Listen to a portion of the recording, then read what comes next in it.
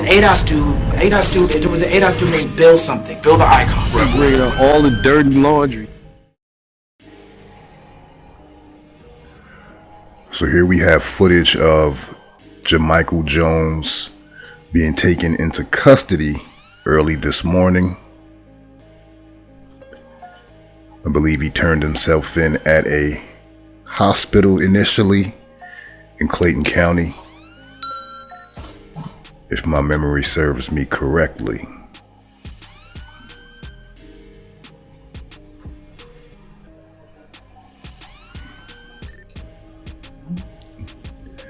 And we'll also discuss how Jamichael Jones may have been a resident of the apartment in which he actually broke into and committed the murder, allegedly. Oh yeah, the rabbit hole goes deep, as we all know. So my initial analysis of the situation between the rapper Trouble, Jamichael Jones, and the young lady who Trouble was visiting when Jamichael Jones encountered him. I always assumed or concluded that they may have known about each other. They might not have been acquaintances, but I'm gonna play this piece of footage again from Trouble from shortly before he died, in which he seems to be talking about the situation that he may have been in at the time. I mean, he clearly is addressing young ladies or a young lady who may or may not, be dealing with her ex still while dealing with him, intimating again that in situations like this, a lot of times the men know, indicating that he may be aware. He addressed men in that situation opposite his position, basically saying the men got to keep it gangster and they either got to put that behavior to a halt, get your lady to stop it, knock it off, or move on.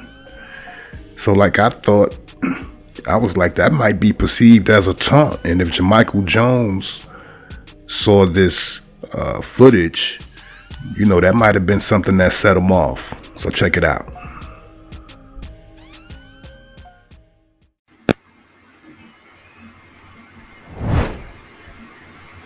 Hey, I'm gonna keep it street with you. Real nigga don't get no fuck about your past, right? Nothing about what happened before me. But the reason why a lot of y'all don't get taken serious, cause y'all still be consistently fucking them niggas, 2, 3 of them niggas, and we be knowing. You might not know that we know these niggas, cause every nigga that I fuck with on a day-to-day basis, you don't see me with these niggas, who I talk to, or who I got real relationship, real tie with. You don't see me with them, but y'all be fucking 2, 3 of them niggas. So of course a nigga just gonna, we just gonna keep the one together, bitch. I fuck with you, I got nothing against you. I ain't gonna never shame your name or none of that. That ain't never been part of my campaign. I never shame your name. But I recognize game, so I bad mistake. But at the same time, like, for a nigga, bro, you gotta keep that shit gangster with a bitch. Is like, if you fucking with her, you like her like that, like, you just gotta tell her, like, bitch, stop. Like, please, just stop. Don't, bitch. Like, don't do that no more. Like, dead serious. I know that shit be coming out like a Joseph, but I be dead serious, yeah, man. On life, like, you just gotta keep it gangster with her. If she just can't stop dogging, all right, go on about your business. Just go on about your business, baby. So what do y'all think about that clip, considering everything we know now about Jamichael Jones, the young lady, Jamichael Jones having been a resident of the apartment in which he ended up breaking into on Sunday morning, allegedly, according to reports and according to the young lady who was involved. Just last week, her and Jamichael had a domestic dispute in which, he assaulted her and he ran away before police could come to the scene She left as well before filing a police report stating that she hadn't seen him since the incident and she hadn't been home since then, allegedly. And on this night that she decided to come home, she's accompanied by Trouble. And whatever went down, but allegedly they were in the bed asleep when Jamichael Jones forced his way into the apartment and began assaulting the young lady, at which time, I guess, Trouble engaged him, or he engaged Trouble. They began to fight. The young lady says that she began to assist Trouble when Jamichael Jones pulled out firearm, shot Trouble in the chest, and fled the scene. Was Jamichael Jones a resident of that apartment? Regardless of the fact that, he broke in, he committed a domestic violence act against the young lady. And that's a term, domestic violence, that is only used when participants actually live with each other. And in the initial press conference, the Rockdale County Sheriff's Office, the young lady providing the information did state that it was a domestic situation. It was a domestic violence situation. And that's only applicable if the parties actually live together. So it's going to be interesting how the facts unfold, what defense Jamichael Jones decides to go with in this situation. It's pretty murky, being that he didn't enter the crib in a usual fashion with a key or being let in. He actually broke in. So, I don't think she had a order of protection in place. That would have made a difference if she would have got a police report and filed an order of protection so that he would have to stay away from her. But it's just an unfortunate situation, that Trouble found himself in. But I can't think that he didn't know. I think he knew about the situation.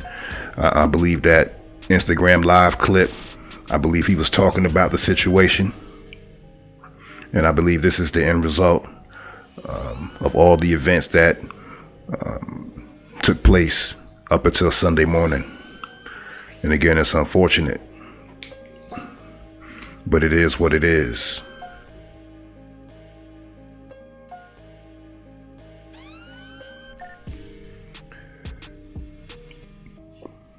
But I think there's also another angle for us to look at this situation. And again, this is based on what we know. We've seen the warrant, and it clearly stated that the young lady was in a relationship with Jamichael Jones for 3 years, and they resided together at the residence where all of this took place.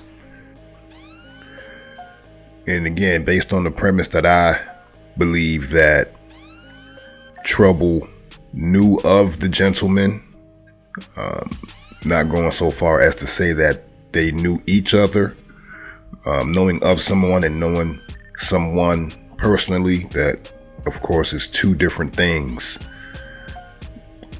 But again, looking at that Instagram post, I believe Trouble knew something was going on. And based on the context of that post, again, addressing, men who are, unable to pretty much contain their old ladies to either, get them in order, get them in line, or let them go. And that's basically what he was saying. And for him to be at the residence only a week after the two had separated, not saying that it was a official separation, but based on her report, she said they had the little incident. She called the police. He fled the scene, and she says or claims that she hasn't seen him since. And that may be true. She says she hadn't been home since the incident, and that may be true. But I'm wondering, did she change the locks? Because the report also states that the front door had evidence of forced entry. So I'm hard pressed to believe that if they'd been in a relationship for 3 years, that they resided together at the apartment complex, that he wouldn't have had a key. But I'm thinking perhaps he showed up and she had changed the locks, perhaps, and that would send someone into a rage, especially if they, had been building up since the previous incident. There'd been no contact. Maybe he was trying to get in touch, and he shows up and he can't get in. So he kicks the door down because he's automatically assuming if she got, had to change the locks, then she's probably having somebody over. So it's another way to look at it, And, trouble being the man on the scene. Once things popped off, I'm pretty sure, he attempted to quell the attack, ward Jamichael off, do what he could do to, try to put him down. The young lady says that, once Trouble and Jamichael began to fight, that she started to help Trouble. So, and that was when he pulled his gun out and shot him in the chest. So, it's just a sticky situation, that I recommend that anybody, sliding around out here, try their best to avoid, know who you're dealing with, try to know that situation, and if possible, conduct business on neutral grounds, as much as possible. So yeah, hop down in the comment section. Let me know what you think. Gonna drop the clip of Jamichael's bond hearing. This was shortly after he turned himself in. He appeared before a judge to go through the motions on the bond hearing. Spoiler alert, it was denied, but here is the footage. Go ahead and smash like on this video and subscribe to the channel. And again, this is your man online, Bill Money, signing off. I will see you on the other side.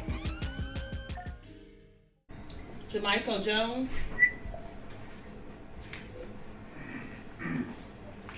Mr. Jones, you are charged with felony murder, aggravated assault, battery, felony violence, and home invasion in the first degree. All of your charges are felonies except for the battery, felony violence, which is a misdemeanor. Would you like your warrants read? No. Bond will be denied on your felony murder charge as well as your aggravated assault and home invasion charges. On the battery, felony violence, we need to check and see if you're on probation.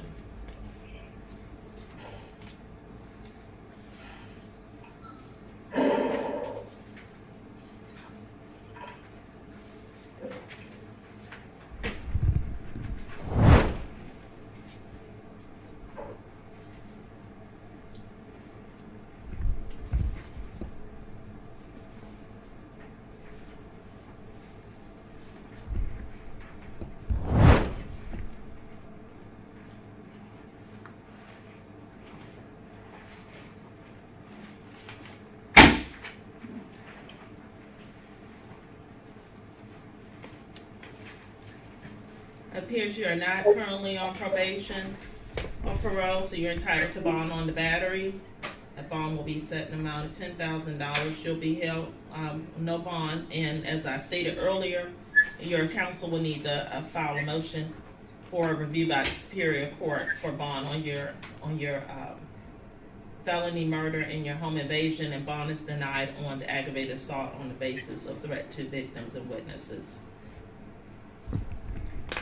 Do you have any questions about your case? Your next hearing is June 15th at 1 p.m. That's your commitment hearing.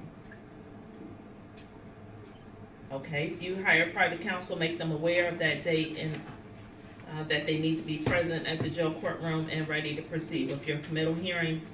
And if the public defender's office will be representing you, they will get in touch with you and come visit you at the jail. I'm sorry, I can't hear you.